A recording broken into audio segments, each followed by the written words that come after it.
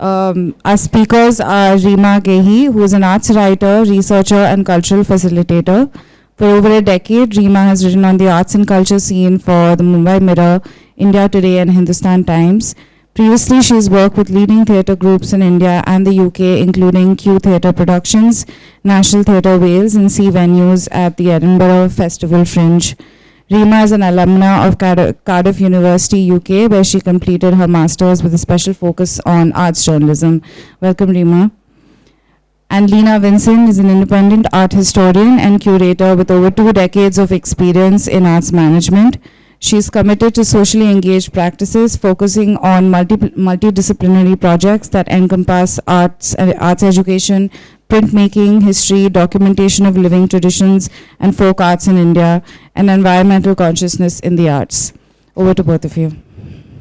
Good afternoon, everybody. Thank you so much for being here this afternoon in Goa. I know there's a lot going on and many interesting panels across different rooms, but means a lot that all of you all have removed time out and have come here. Well, I thought I'll give a little presentation to set the context for our conversation with Lina, who has very graciously agreed to be in conversation with me later, and speak about the book. So where did this idea of the catalyst really came from? You know, in 2016, when artist Raza passed away, I was the special art correspondent of a widely popular city newspaper, the Mumbai Mirror, affiliated with the Times of India. The newspaper's then editor-in-chief, Meenal Bagel, and I thought an interview with the last surviving member of the Bombay Progressive Artists Group, Krishan Khanna, for the following Sunday's edition would serve as a fitting tribute to his late colleague. As expected, the artist was generous with his time and tales. Towards the end of the meeting, as I was waiting for my taxi, he unexpectedly asked me what the Times was doing with the writings of his friend Rudolf von Leyden. I looked at him quizzically. I responded nothing. You are sitting there, why don't you dip into the archives and pull out his reviews, he asked. Krishan Khanna's suggestion had piqued my curiosity. Taking his advice, I visited the archive on the Times building's second floor between office hours. The plethora of stories left me captivated. From discovering Raza's talent for drawing in his early days, to reviewing Sousa's perturbing and bewildering art show in 1948, to finding the intense joy of R.R.'s painting, to critiquing PAG's exhibition in Bombay, PAG meaning Bombay Progressive Artists Group, in Bombay in July 1949, Rudy had written reviews of practically every premiere show the group's artists participated in. What resonated with me the most, however, was his style of writing. Rudy wrote pointedly and persuasively. Through his observations, brought perspective to the art movement and refreshingly did not get caught up in jargon or flaunt his prowess as a critic. His constructive feedback was instrumental in shaping many artistic trajectories. Rudy passed away in 1983. Almost 4 decades later, amidst the manic newsroom moments at the office of the Times, I sat researching fervently in an earnest bid to uncover traces of a legacy that had shaped Indian art history. But surely there was more to Rudy than his writings. So, exactly a year later, I contacted Krishan Khanna and asked him, who was Rudolf von Leyden? And can you give me more information about him? And Krishan suggested, of course. He was the kingpin of the art movement. That image there was the closest I thought that resembles a kingpin. Well, so that I've given you context on how this project came about. Let me delve into what qualified him as a kingpin. It is a loaded word, right? Let me take you to 1954.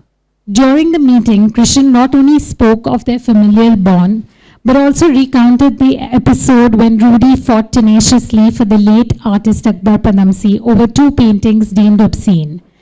Convinced that the paintings Lovers 1 and Lovers 2 that he displayed as part of a solo show at the Jahangir Art Gallery in Bombay were obscene, one Mr. Inspector Kanga charged Padamsee under Section 292 of the Indian Penal Code, which prohibits the sale, distribution, or exhibition of obscene materials and carries a penalty of imprisonment or a fine. It was Rudy who came to Padamsee's defense in court. In Krishan Khanna's own words, Rudy placed the court in a most awkward position by producing photos of Khajuraho and Karnak. It was put in the most embarrassing position of either sending Akbar to jail and denouncing our ancient Indian heritage or accepting Akbar's painting as a valuable addition to that heritage. Akbar won out, or so did all of us. Rudy's reviews paved the way for many artists, including Raza. He first encountered Raza's work at a rather dark and uninspiring exhibition by the Art Society of India held at Kama Hall in Bombay in November 1943. I was there to write my critique for my paper and was sorely disappointed by the bad hanging and the mediocrity of most of the exhibits. Then I discovered, tucked away in the darkest corner, a watercolor of Firoz Shah Mehta Road by an unknown artist. I tell you truthfully that my heart and my eye took gladly to this little painting.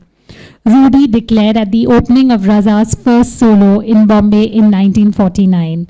This is a painting from, this is an image from the Times archives of that particular exhibition.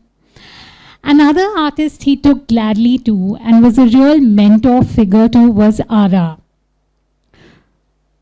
Beyond everything, Raza shared a familial relationship with Rudy, one that transcended the formal association a critique shares with an artist. In the making of modern Indian art, the progressives, art historian Yashodhara Dalmia noted that Rudy discovered Ara when he was a car cleaner and offered him a small stipend that took care of all his expenses.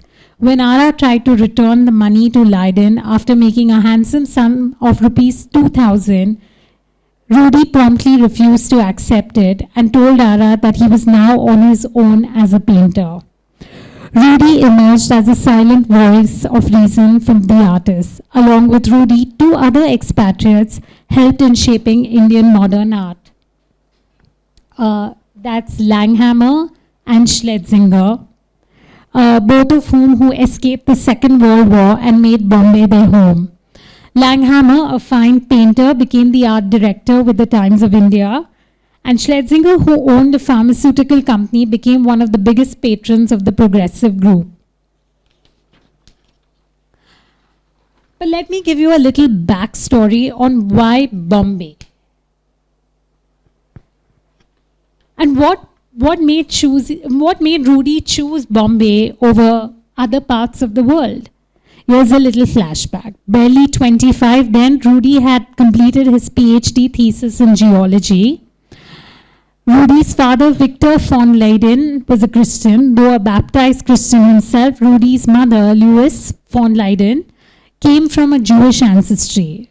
Rudy's Jewish legacy meant that life in Germany, with Adolf Hitler being appointed as the chancellor then, was under threat, and this was only made worse by his communist leanings. Unlike many of the European Jewish emigres that came to seek refuge or stopped by on their way to Shanghai in Bombay and lived in camps, Rudy's entry into Bombay was fairly comfortable. His brother, on your right, Albrecht, had a job with the IG Farben, a German conglomerate of 8 leading chemical manufacturers who later had a history with the war.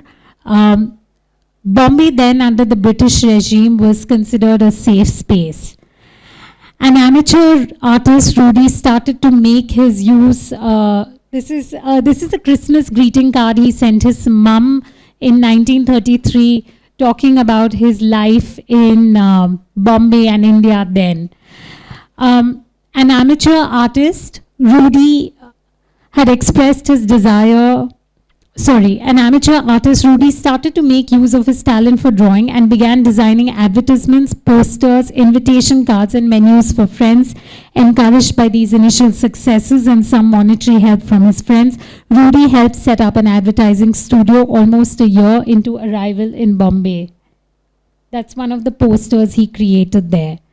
In a letter addressed to his mother in July 35, Rudy has expressed his desire to pursue art, but felt torn since he had spent more than a decade training in geology and found himself at crossroads. Besides, all expectations of finding a job in a field that he was trained in were bleak. To illustrate this conundrum, he doodled a man looking at two signboards, one directing him to geology and the other to art. As luck would have it, Rudy's talent for drawing was noticed by Simon Pereira, the then editor of the Evening News of India, who published his sports cartoon in the newspaper. This illustration actually happens to be of a rather crucial match at the exclusive Bombay Gymkhana. The city's sports enthusiasts turned up in large numbers to watch the Sahib's 11 battle out the ladies' 11 in first ever hockey match of its kind. And it was set up by the ladies' 11 was led by Rudy's sister Victoria von Leyden. As impressed by his skill, Stan Lee, who was the editor of the Illustrated Weekly of India, offered to publish a series of Rudy's cartoons first on Bombay clubs. He also encouraged Rudy initially to create cartoons for the Illustrated Weekly of India, a sister publication of the Times of India then, on the political climate in the world and Hitler's reign in Germany. Rudy made the German demagogue the target of most of his cartoons during the war. His cartoons spread across 4 columns, held pride of place in the newspaper. This particular style was inspired by the caricaturist David Lowe, and it was popular at the time. He also created these cartoons using the moniker Denley, an anagram of his surname Leyden, to ensure that his family back home didn't have to face the consequences of his anti-Nazi stance. But indeed, Rudy's main contribution to the Times were his art reviews, an assignment he picked up after a casual conversation with Simon Pereira, where he deplored a rather mediocre exhibition of the Bengal School at the Taj Mahal Hotel in Colaba. This was 1938. In 1939, he was joined by his parents who had to leave Garmisch Partenkirchen because of the war. And they too became instrumental in promoting art along with their sons in India and set up the Artist Center.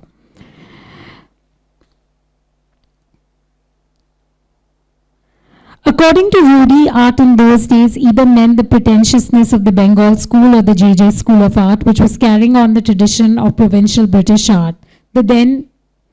Were there these society ladies who painted flora and fauna, and another group of Maharashtrian painters who painted in imitation of British academic art. Inspired by his spontaneous assessment of the show, Simon offered Rudy another job at the Evening News of India that not only changed his life, but also paved the way for the Indian art movement. Thus began Rudy's role as an art critic.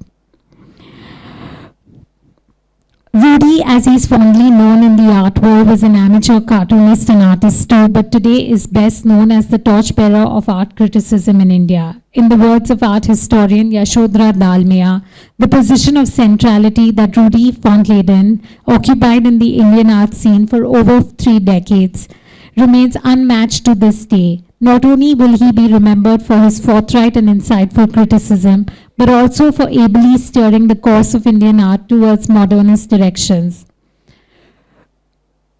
That's him being invited to open a show of the Progressive Artists Group in 1951. But Rudy also held a corporate job at Voltas, which made him a patron figure of sorts.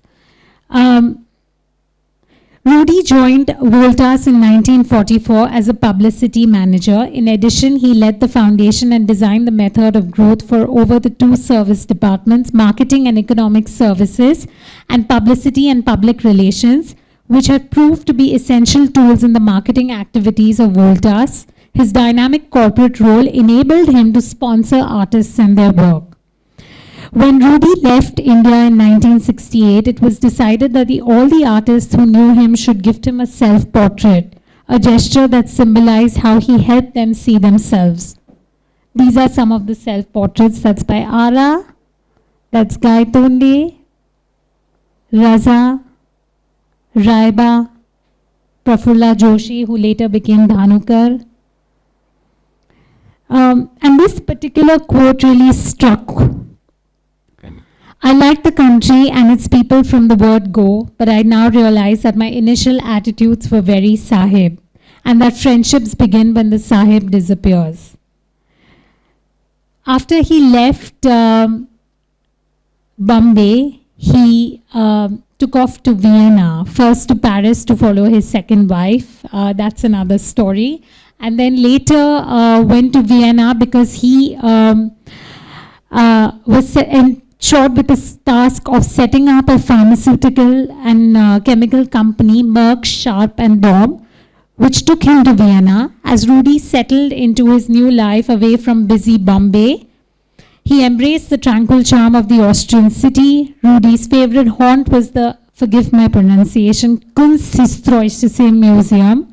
And one of the highlights of this enormous museum is the Peter Bruegel Gallery, a treasure trove of Flemish artistry. And Rudy shared this fascination with every visitor who came to meet him in Vienna, whether it was Krishan Khanna or Geeta Kapoor. These are some of the letters he exchanged with Krishan when he was in Vienna, and that I pulled from Krishan's studio in Gurgaon currently.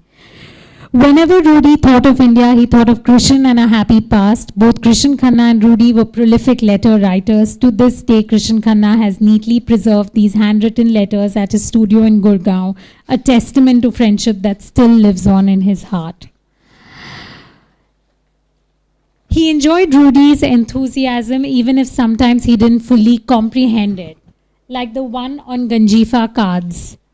His obsession with the old circular-shaped, hand-painted Ganjifa cards, once popular in Mughal courts.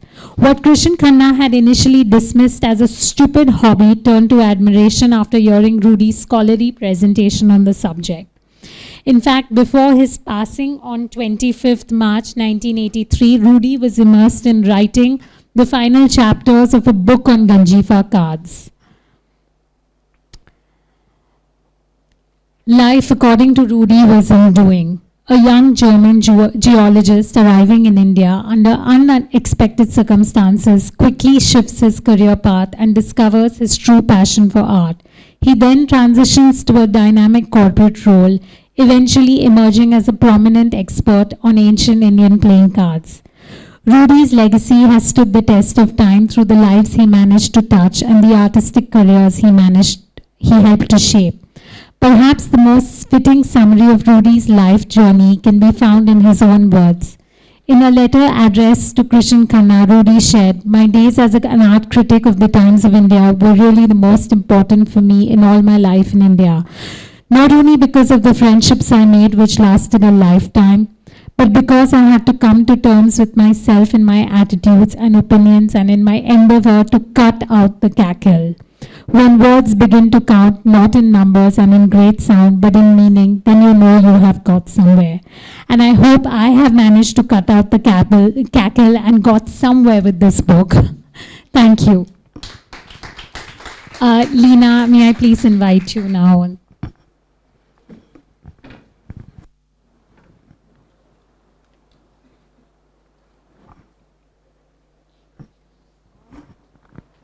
Yeah, that was a beautiful journey recounted, in fact, with all these images and things. And I think that for myself, I really enjoyed so many parts of the book because it not only talks about this person, Rudy, and his relationships, but also an entire atmosphere, a space that he lived in, Bombay city in those days. And those things I feel came across so beautifully.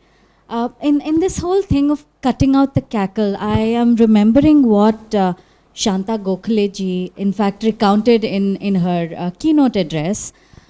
She spoke about how artists would sit with each other for ages in those days. She spoke about how Ram Kumar and Gai Tonde sat together. They would sit together to begin a discussion, and they would stay silent for the entire time, except for the end when they said, "Acha, ab chalte hain." So, these amazing elements of what relationships artists had with each other, and how Bombay in that period was a space for arts and culture to develop, is something that comes across beautifully in your book. Thank you. Congratulations on that. And this whole story of Rudy, of course. Now, to begin with, of course, you've written about it in your book. But for the audience, I think it would be wonderful to know how you actually went about gathering this enormous amount of information that has come from archives in various corners. So like I mentioned at the beginning of my presentation, the idea actually came from Krishan Khanna, who urged me, and at that time I was with the Mumbai Mirror, which was a sister publication of the Times of India. And Times, until a decade ago, had an enormous archive.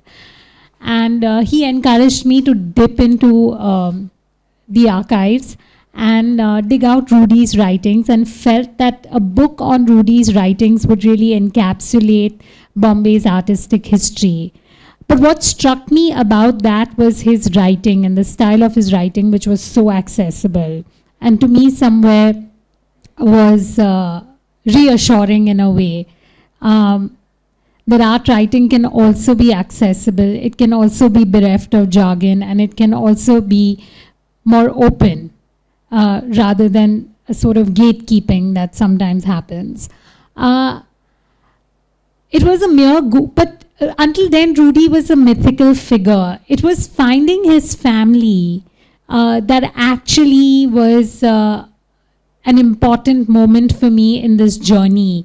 And a mere Google search led me to James von Leyden, his nephew who's based in Sussex. And I found him on LinkedIn, and a little shy of a month later, he wrote back. And I asked him, is he related to one Mr. Rudy von Leyden? And he responded saying he's indeed his nephew. And I asked him if I could Skype with him. This is pre-Zoom, 2017. And I think he tried to gauge me a couple of times, because I did Skype with him on more than few occasions. And then he said that, well, if I'm really serious about this story, he's inherited his estate and has all the archival material.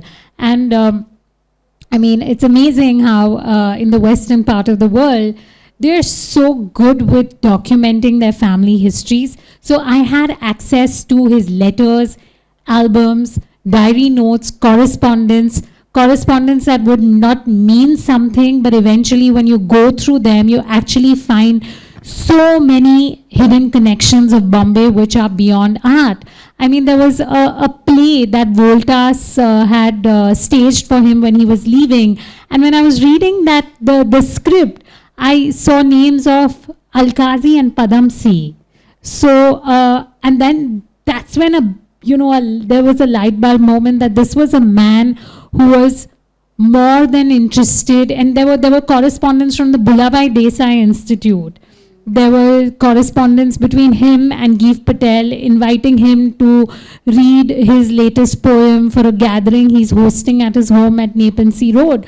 So here was a man who was not only interested in art, but also interested in other aspects, we were having a conversation of life in general, of Bombay in general. And to me, it became the journey became all the more interesting and rich from that point of view. Of course, dipping into the Asia Art Archives, Tata Central Archives, Chemold Archives, Times of India Archives, which I had access to because I was working there, or the Raza Foundation, which was so generous with, helping me with letters of his correspondence between him and Raza. Those became important, joining the dots. Right. And I think that it must have been also a tough choice in what to put into the book and what not to, right? Because I mean, when I approached the editor of the book, Meru Gokhale, and I told her I want to approach this book not as an art book. I want it to be a social history book. And I told her the entire story. And the first thing she told me, let's do this. And for me, it was very clear that, of course, it is a story of the art movement. Of course, it's a biography of this man. But it was as much as a story of a certain period in Germany that happened pre and during the war, how it impacted the lives of these emigres. What was Bombay at that time, and why was it such a fulcrum for culture and art to flourish in the midst of all the chaos that was happening? We were like a post-independent country. It was a bloody partition. There was bloodshed across both our borders, right? And the onus of building the narrative of New India, from my research of what I understood, was on the filmmakers, writers, artists, musicians of the time. And whether we see that in Raj Kapoor's movies or whether we see this in Vijaya Mehta's theatre, everything was the story telling of this building the narrative of New India. And here there were these European immigrants telling us, giving us direction, telling us how people were actually breaking barriers, how they were pushing the envelope in Europe. But we have to do it through our milieu. And that again became an interesting point of conversation for me in the book. So for me, the book and his life, of course, after he left Bombay, what happened to these emigres. So telling the story of one man, I feel like glimpsed truths into a larger narrative that was connected to seismic events, and that led me to different continents and cities. yes, and I think that that has brought about these various channels, I think, for people like me perhaps to pursue, because of these sort of footnotes that connect so many people within these different cities. The next thing I sort of wanted to ask you about is this idea of the patron, because he did become this patron to not only the progressive artist group and the members, but a sort of wider circle that surrounded them. And in connection with that also, about this idea of the patron and how important it was in those days, and what do you see as someone who is very much connected to the larger arts and culture world? How do you see patronage then today in terms of what you were looking at in the book? I think art without patronage cannot survive. Art has to bring food on the table, else it's not going to serve the artist anymore. That's my humble opinion. And I think Rudy, with his corporate job, while Rudy wrote, it was his brother who was the patron figure because he had a corporate job. And Hussein actually called Albrecht von Leyden, who was Rudy's older brother, who came to India in 1927. And since his brother was already here, it became easy for Rudy to come here. When Rudy came to India, he didn't live this life of struggle like we see or read in Anita Desai's Baumgartner's Bombay, which is a story of another Jewish emigre who suffered the tyranny of war and had an unforgiving life in Bombay. In contrast, Rudy had a fairly comfortable, privileged life. And that happened because his brother was already here. His brother had a corporate job. Rudy, through his job at Voltas, was able to, I met his secretary, Katie Soonawala. And she told me he turned his little cabin into a quasi-gallery of sorts, where Hussein, Ara, Heber would come and leave their paintings, and he would urge fellow directors of the company to buy their work. That wouldn't have happened if he was on a journalist's salary. I don't think so. And he was able to sponsor artists. Ara went in 1962 to Belgium, and Artist Center was able to sponsor that travel. And much of that patronage came from Rudy. So I don't think we should look away when we're talking about art and patronage. I think it is very, very, very important. I mean, even your top museums in the world, are supported by a certain patronage, whether it's CSR of corporates or whether it's personal funding or personal donations. It's important, and I think it's very much part of the ecosystems as curators, writers, artists are. Right. And do you feel that, in terms of how you have engaged with the kind of milieu that you have represented in the book, do you think that has changed very much now in terms of how artists share spaces, how they used to do perhaps studio visits and share each other's pains and pressures on a very regular basis, which maybe is not happening in today's time? I think it's just the nature of the way we lead our lives in a very insular manner, and everything functions in silos. It's interesting that I come across, younger curators, and they tell me, I'm an art person.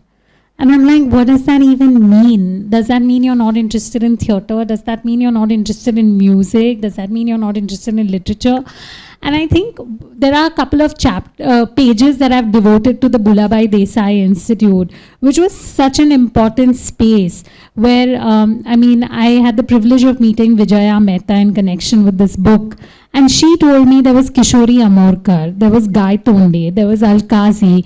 And by the virtue of them all being there, they all became important collaborators. And I think that makes the work so much more rich. It makes the experience so much more enriching, and fulfilling when there's collaboration of different art forms. And just being restricted to the medium of visual art, I think it's somewhere, to me, it's not as exciting. I mean, I don't think I would have been interested in Rudy's life if he was just, quote unquote, an art person, because he was such a Renaissance mind where he was interested in poetry, he was interested in theater, he was interested in philanthropy, he was interested in visual art and other aspects of the charmed Bombay life, is what made his journey and story so interesting to me, at least. Right, yes. I think there's a wonderful combination of some very serious discussions, but also some very, very simple parts of life. Like, I know that Rudy liked mangoes because I read the book. But one of the things that I sort of observed in the book is that his connection with Ara sort of comes up first in the book, and then you speak about Rudy's connection with Raza later, and then of course with Krishan Khanna and several other artists in the background. So I want to understand how you sort of chronologically or otherwise located these relationships with the various artists, and how did it happen? Right. I mean, the book begins with Krishan Khanna's foreword, so it just made logical sense to end the book with Krishan. And his last visit to India was in 1982, where he had actually met with the Krishan Khanna family, with Krishan Khanna's family. I would like to borrow what Katie Soonawala, Rudy's secretary, said. Whether it was Ara's circumstances that moved Rudy or whether it was his art, every conversation about Rudy's patronage towards art features Ara, and very strongly. And it was Krishan who told me it was Ara who maintained the distance from Rudy. Rudy never did. So he really took, in fact, his entire family, in my research and my conversations with all of them, Ara features very strongly, and the entire family took him under their wings. Right. And what about Sousa now? Because Sousa, I think, doesn't feature very much. Is it because Rudy didn't really, develop a large friendship with Sousa among the group, or did Sousa leave India? He left in 1949, but he did help Sousa with 100 rupees for PAG's show. So, Sousa actually writes to Raza in 1948, Leyden has given us 100 rupees for the show. And this was documented by the Raza Foundation, who's been incredible in documenting Raza's contribution and correspondence with various artists and art patrons and writers of the time. So, yeah, I mean, Sousa is someone, I think he figured Sousa very early on, like we had a discussion this morning. He was a complex figure. He had this intense need to provoke. And Sousa, I really caught on that very early on, and was therefore when in 1963, when there was a review of Sousa's work, and of course the critic wrote about Sousa that, you know, he's second to Da Vinci or something. Rudy felt that the kind of praise that the show deserved was a little heightened, and he knows Sousa, and he knows his work, and he knows he's an excellent artist and a draftsman, but this kind of praise was a bit much. Yes, absolutely. And I think that one mistake that we've done is that we haven't brought the book here to actually show people. And you can actually, we should at least, show it to the audience. You can get the book here at the bookshop. Yeah, it's here. And, that's the book. And it has these absolutely wonderful, absolutely wonderful oral histories, quotes, little bits of information that you probably wouldn't find anywhere else. And I think it opens up an entire, window into a part of our art history that probably we don't know about. Thank you. Absolutely, because, all these familiar names, the Pandols and the Gandhis and the Padamsis and the people who have actually been pillars of the cultural world and our art history as we know it, there are little known discussions and facts that sort of seep into this entire story of Rudy that I feel, and I'm sure all readers will feel, is so important at a time like this. And working with sort of oral histories and archives myself, I cannot sort of forget the kind of importance it is to document these at the right time, because otherwise we lose them entirely. And so this is something so crucial, and thank you for bringing it to all of us. Thank you, thank you. I think now what we have to do is maybe open it up to the audience for comments or questions. Would you say something about your talk in Vienna? I think I made a presentation, yes, in June last year, and I was invited to speak during the 60 years celebration of the Austro-Indo Association, where Rudy was the president for 2 terms. So it was heartening to be there and very humbling, and it kind of felt like Rudy's journey did come a full circle. oh, that's wonderful. And you were mentioning that the book is being translated right now? The book has been translated in German. The book was supported by the German Federal Foreign Office, and will be available in Germany in German from May onwards. It's wonderful. Thank you so much for this book. I haven't read it, but I'm surely tempted now to take this book and read it. This is, I did not know Rudolf before mentioning it here. I would like to know just one thing in the book, since you have studied this person so well. Did Rudolf actually criticize? I mean, he was an art critic. So criticism and appreciation both go hand in hand when you are an art critic. So, do you know of any instances? So his writings are very, very accessible. So we hope to, at some point, the Pandols are interested in publishing a collection of art writings of the Times of India. But one of the things I remember reading one on Bhanu Rajopadhyay, who was also the only female artist of the Bombay Progressive Artist Group, who later became Athaya. Really liked this painting of a church, and then she paints these two doves, and he actually writes, what are those two silly doves doing there?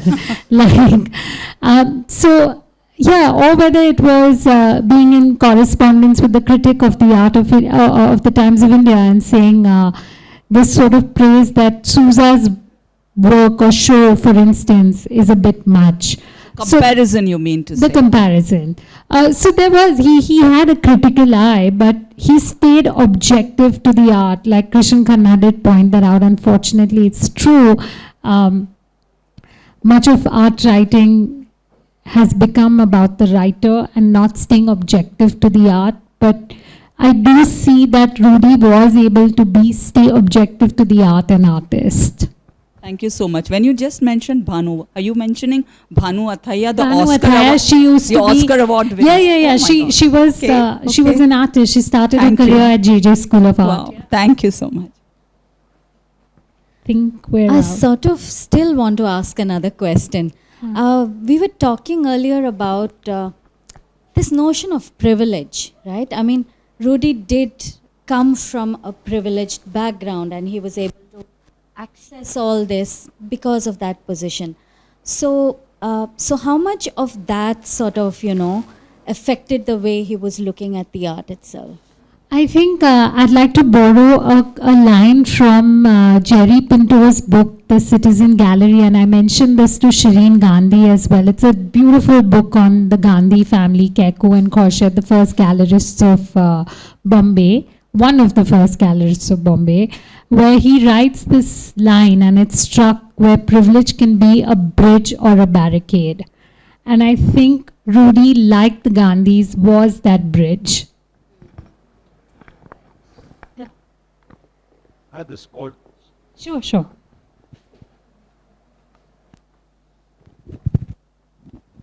Hi. This is something of a larger concern, not just Rudy, the kind of artist talked about here, but a kind of a structural omission that happens, which among the artists and among the patrons.